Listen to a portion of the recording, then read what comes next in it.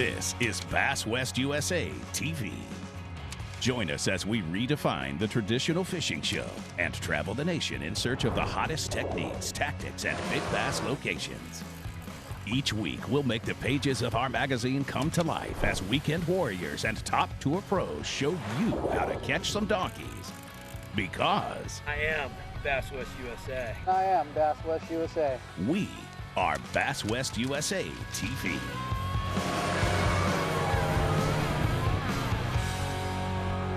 Oh my gosh.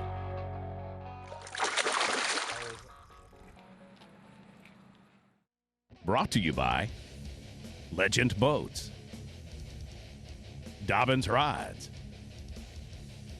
Bassaholics Clothing, Addicted, Boat Bling, Universal Premium Boat Detailing Products, Bass Tackle Depot, where the pros shop, Power Pole, Shallow Water Anchors.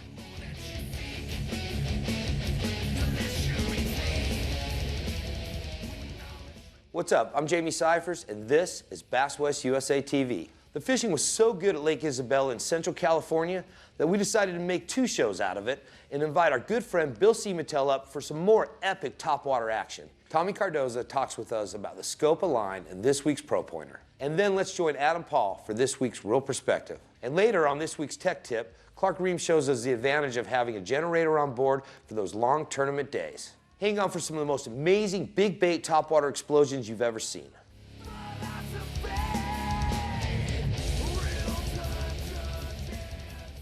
I'll tell you what, coming up to Lake Isabella, I really didn't know what to expect. It's a lake I don't know a whole lot about, and we kind of knew we were going to have to kind of figure things out as we went along. I knew there was big fish here. I'd heard that it was kind of a off the beaten path type reservoir that a lot of people, you know, just didn't take the time to come up and really look around. We've been all over the country. We've filmed all these great lakes. We've filmed with some of the best anglers, and the opportunity to come up here and fish one more time with Bill Siemantel, who's probably one of the greatest swim bait anglers in the history of swim baits.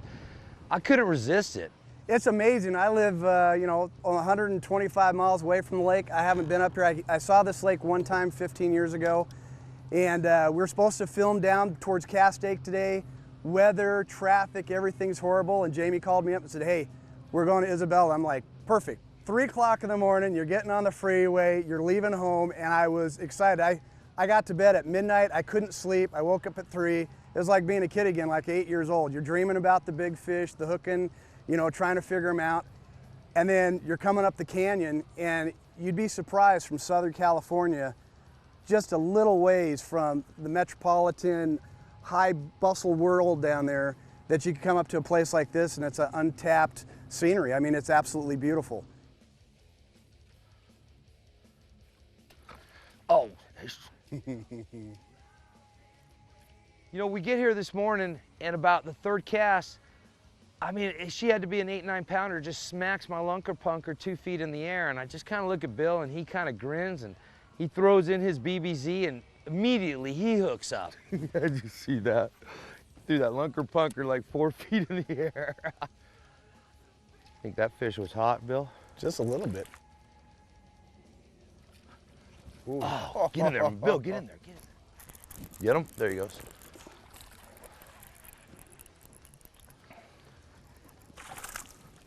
Now that's Bill's signature bait. That's my little jewel. Signature bait, it's a swim bait. It stays right on the surface. Nice little bass. Nice little starter. Yes. That's my first fish on Lake Isabella. You know, when you fish in 2 guys, especially big baits, and I've preached this before, is, you know, I always like changing it up. You know, I don't like playing 2 mouse against 1 cat. So, you know, I picked up a BBZ, and I did more of a ripping, slow technique on the surface, and Jamie was just working that bait.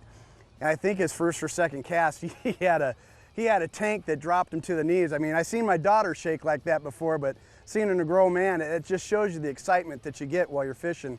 And before you knew it, man, we had a couple monsters in the boat. Oh, I got one.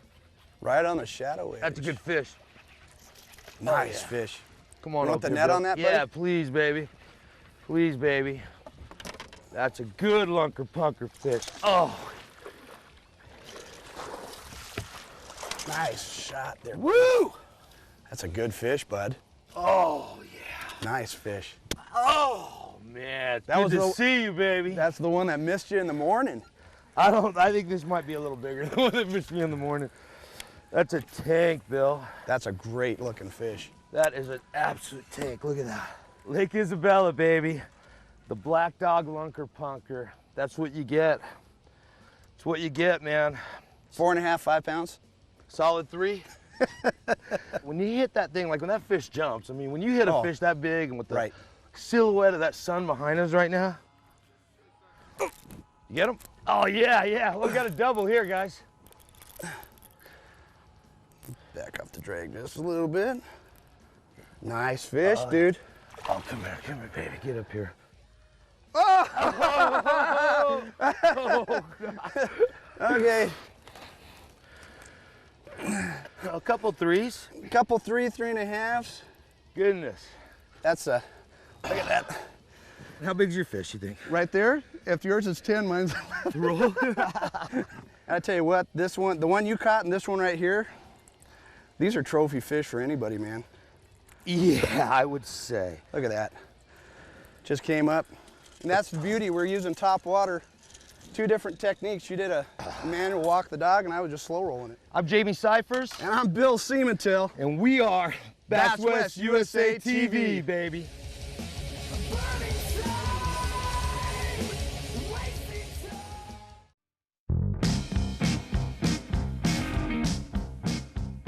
I'm Clark Ream, and this is this week's Tech Tip. You ever been out there looking for beds or out standing in the wind and your trolling motor batteries start dying down? You know, it's generally noticeable whenever you're out there, and it's frustrating. You know, you want to keep fishing, you want to keep going on, you know, you're practicing for a tournament, you've got to find those big fish on the beds. One of the most innovative things that have come out in the past couple of years is pros running generators on tour. And it lets them go at 100% all day on their trolling motor. I use this Yamaha 1000 watt generator. It's basically an inverter. It's simple to start up. I end up just plugging in my trolling motor batteries, plug it in, throw the cord underneath the seat so it stays out of the way, prime it, turn it on. Run it all day, 100%. We're good to go.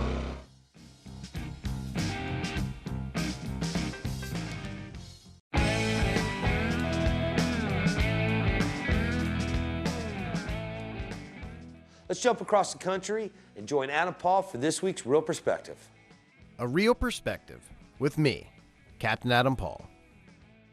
So Michael, you know, we came down here to Somerville Sand Pits. Mark DeShane's such a nice guy. You came down from where? Just right out Columbia on Lake Murray. That's your home lake. Where did you find your passion for the sport of bass fishing? My upbringing, you know, was always fishing. And I never really realized how much I was into fishing until I was in high school. And everybody's like, hey, you going to Myrtle Beach for spring break? Or you going here or whatever? And I'm like, nah, got a cabin, we're gonna go fishing. You know, my friends always used to joke is Murphy actually means sea warrior. You know, so I've just always been drawn to the water. Fish on? Decent fish, yeah. Ooh, need some help with this guy? Oh, there you go. There you go. Oh. Nice. All right. Yeah, buddy. Man, you can tell he's been dealing with some cold water, huh? Oh, yeah. What's this bait? This is the I'm a Rockin' Vibe. We've been throwing that castable umbrella rig, the Pac-Man, and I think that's going to be better later in the day. The fish don't seem super active right yet, so a lot of times you can take a lipless crankbait and make the fish bite. So I just ran it right here by this brush pile and got it. Mine, I'm gonna let her go. We wanted to play with this new thing, the umbrella rig, the Bama rig, the Calabama rig, whatever you want to call it.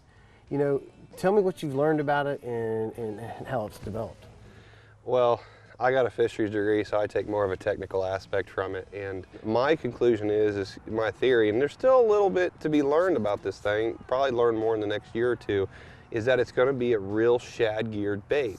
It's not going to be this magic lure that works all the time. And I think that proved us correct today. You know, we tried to force it, you know, but then we'll pick up a lipless crankbait, I'm a Rockin' Vibe, and you catch them on a good old faithful bait, and then there again, we switch up and go to a Cinco and go shallow. And Old Faithful. Yeah, Old Faithful. So I think there is some validity, but it again is a time and a place. There you go. Not that big, but that stick moved, and I was like, oh, look at the water. There you go. He took you and was swimming with you. Yeah. Tell me about some trials and tribulations of life as a professional angler. Our fans have a lot of questions about that. What does it take to be a professional angler? First, it takes a reality check. But if you treat it like a business, and this has been my approach, look at an investment of some sort, and for there not to be a return for the first 5 years. Right. And you got to really be beating the streets and working shows and working hard for your sponsors. The money just doesn't rain from the sky. You do have to earn it. What is it about the sport of bass fishing, that trigger, that injection, where you really, that addiction gets fed every single time? Well, you know, I remember the first bass I ever caught. And I remember this summer lake that my grandfather had, just a little old trailer there on the lake. I'd walk down this dock every day and throw the old bobber out. As you throw that bobber out, you catch that bluegill, and something from the black abyss comes and just takes everything. Wow. And then you're like, you know what? I don't want to catch these little things no more. I want to catch that. I'm throwing across this rocks right here. Wait a minute, there's one. There's one. You got one? Yeah, I got one. I knew it. I knew it. You can feel it just lay on there. It doesn't feel like it's got much fight to it though. There's two of them, that's why. Look at this. Man. Look at that.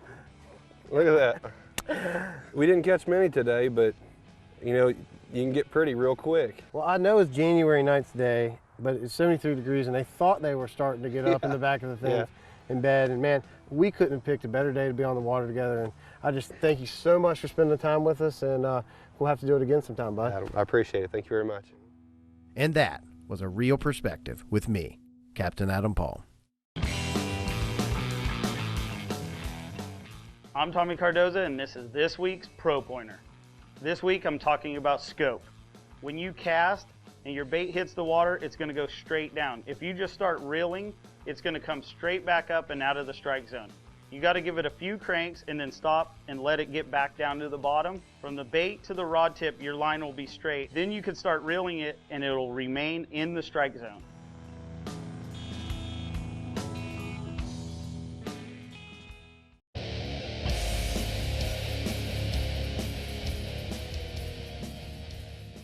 I'm Bill Siemantel, and you're watching Bass West USA TV. You hear so much about all these incredible opportunities in lakes all around the state of California with monster northern strain and Florida strain largemouth. They stock trout in these lakes so the fish get big, they're aggressive, they grow fast. I mean, all of the conditions are there just to have an incredible fishery. But still there was that level of uncertainty. But I'm thinking in my head, listen, I'm fishing with one of the greatest anglers in the world, probably one of the foremost authorities on swim baits. You know, we'll figure out a few fish. Jamie came out here, we did a run, standard, you know, summertime fishing.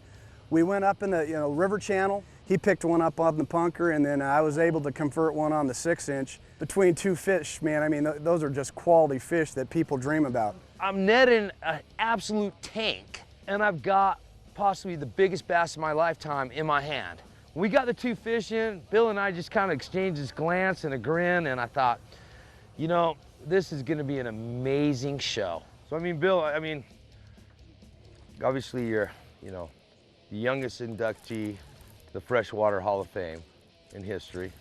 What was that like, man? That was, that's pretty incredible.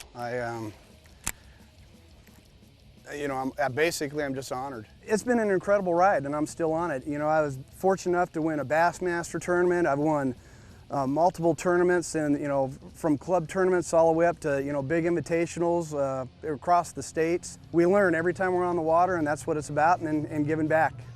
Nope, chaser, chaser. Oh, look at right here, yeah. Where's he at? Just took off over there. That one's on a little hard head, that new biffle bug. It's a cool little bait. So what kind of technique was that, Jamie, that you had? I was just dragging, you know, it's got a, you know, it's got a wobbly head, it's not fixed. It just kind of drags, looks a lot like a crawdad as it comes across, but it's dragging it. Big fish, come on, come on, come on, come on. Sun's coming up and they're dropping a little bit deeper. solid little bass. Man, I thought he was bigger than that. Come here, baby, come here. It's another solid fish, though. Oh, That's a good fish. nothing wrong with them, huh? Oh, look at the hook fall right out. Oh man, another beautiful Isabella fish, dude. That one's on the X rig, which is just a Carolina rig swim bait with a punch skirt to help it come through this grass. And it's just a gorgeous fish. So get this one back in the water.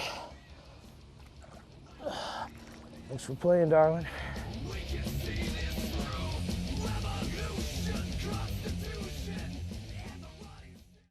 This week's Viewer Video Vault.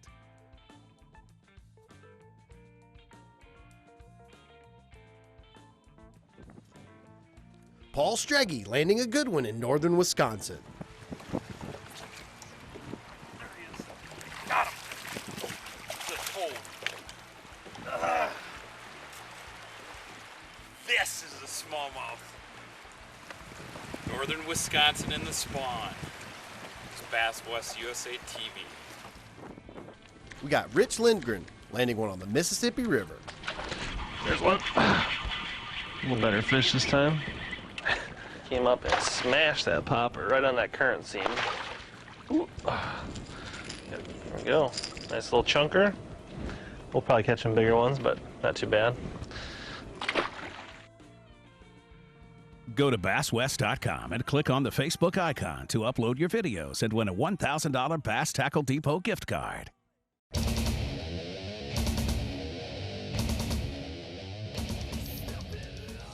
You know, as we left Bakersfield, California, and we hit the canyon, you know, I see the sign that says, 39 miles away, and I'm thinking, okay, we're getting really close to this reservoir. The canyon's gorgeous. It's absolutely mind-blowing. Maybe we'll have a decent day, maybe we'll have to work hard, but this scenery is really worth showing the world. Everybody's telling me it's pretty tough. Okay, we'll figure it out. I got a great angler, we've got some great equipment. You know, we're gonna go out and we're gonna have a day. Jamie and I went out there and we found a long tapering point that came off a creek channel. That's just a standard bread and butter summertime spot to start at. Right off the bat, early morning, low light, calm conditions, we threw topwater. Boom, we hit them. As we're doing that, we started checking out the graph and found out there was a break line that went from about 7.5 foot, sharp drop off about 12.5, and then tapered off to 17. I mean, when you look at structure and cover elements, you got your brush down there, you got a good point break line on it. You start adding the point values to that, it was a no-brainer. We're sitting there going, man, as this sun gets higher and these fish, instead of roaming more in the shadows, they're gonna start lining up on these points. And then you just follow the fish, and it was like a brilliant move. I mean, sometimes you get lucky. We made one stop today and started getting in them. Here's a guy that's not just a great swim bait fisherman, he's a great tournament angler. For Bill, he was throwing a couple soft body, old school, I'm gonna call them old school West Coast, soft body boot tail swim baits that he's throwing out, he's sinking them down, and he's really kind of swimming them back uphill, and then as he fills the cover along with the structure, he's ripping them. And it's not that he's ripping them out of the cover just to get them out of the cover, he's ripping them out to get that reaction strike. He's trying to get that swim bait to roll up and then kick to the left, or roll up and kick to the right, to give that natural reaction of what a bait fish does. And as I watched him start to do that, man, he starts smoking these fish. Got him that time. Yeah, boy. I had to keep bringing it up. I had to keep bringing it up over over the bushes. Look at that little job. See, they're a little bit smaller, but I mean, not a big fish, but I mean a solid fish. Old school, just a regular boot tail swim bait. And right when I got to the tip of the brush, you could kind of feel it, and I was doing directional changes and flipping it over the brush, and that one finally came up and choked it, so. Oh, there. Did you get him? Oh.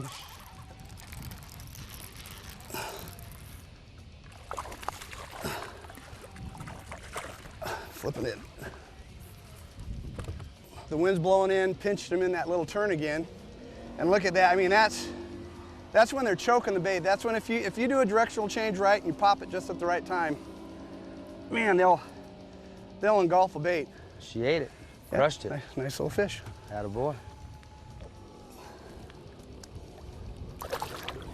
So I had a similar technique, except I just took an East Coast, very old school Carolina rig, and I started running it on about a 3-foot leader, and I put a swim bait on it, and I put a punch skirt in front of it.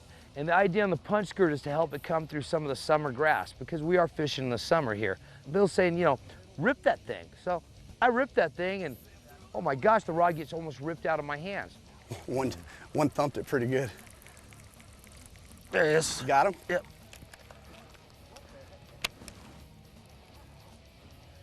Oh, he's not real big. I think those are the ones that were pecking the tail. Yeah. Well, you meant that, and I kind of thought, well, I'll put in that smaller swim bait, because, I mean, obviously you had a little pack just all over that big bait. Little guy, I mean, maybe 1 3/4, 2 pounds. Not a bad fish, though. Well.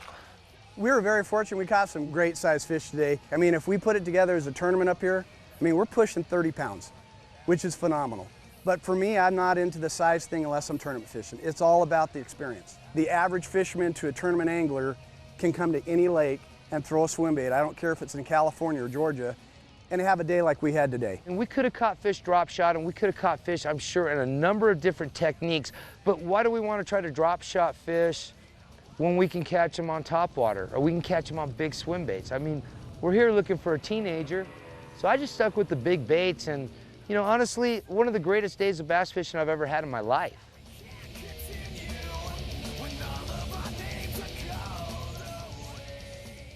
Thanks for hanging out with us on Bass West USA TV. Join us each and every week as we bring you the first and final word on bass fishing. Brought to you by Legend Boats, Dobbins Rods, Bassaholics Clothing, Addicted, Boat Bling, Universal Premium Boat Detailing Products, Bass Tackle Depot, where the pros shop, Power Pole, Shallow Water Anchors. Subscribe to Bass West USA Magazine online at basswest.com.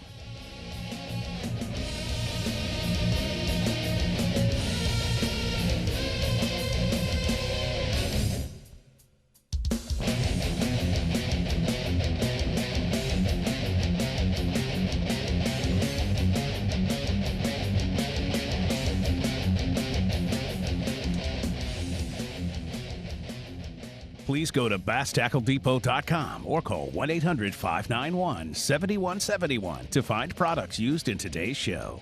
Satchmo Dog Productions. Roo roo.